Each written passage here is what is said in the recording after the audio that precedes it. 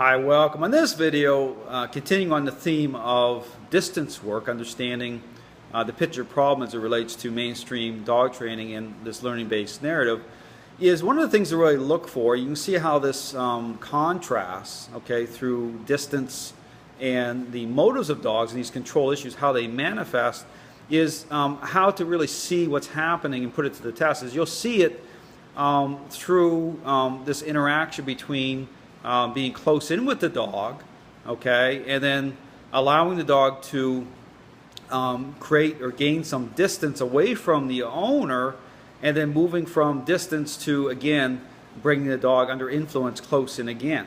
And what you'll see happening when the dog has control issues and the motives have not cleaned up is you'll see the dog go into a high challenge state. You'll see the dog challenge going from separation to being brought back in under leadership or under influence, under meaningful influence. And there alone, right there within the context of that interaction alone, you'll see how it is that these control issues are actually impacting this picture of things. And again, this is where, again, you can see it's very deceptive. You'll see dogs will go into, say, a sit, and they'll stay, and the owner will move out away from the dog within the parameters of, incentivizing the dog. But again, if you switch from, meaningful influence, again, within the parameters of what's reasonable, you'll see this level of challenge take shape. You'll see it take hold.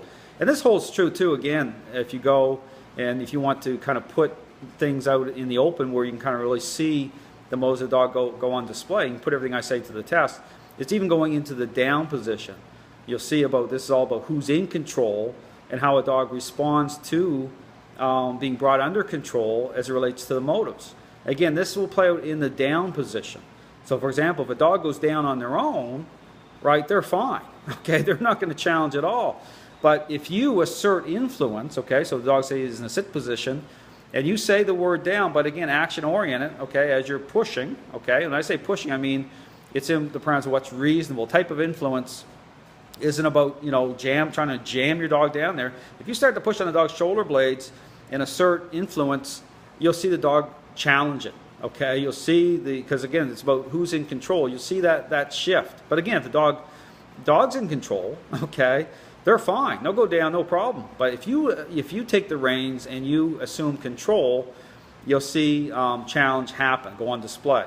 But again, you want to do this without even saying a command. This is why I get in this issue about commands, because again, if you might say the word down, okay, but because again you're dealing with control, the dog might go down because they say, well, I'm going to gain either more control through that action, okay, or I'm going to get something in return. I might get an expectation of a treat, so they may down. But again, very deceptive. You have to really, when you're really understanding about these issues about motives and control, you have to really be able to understand the context beyond just the picture, beyond how dogs respond.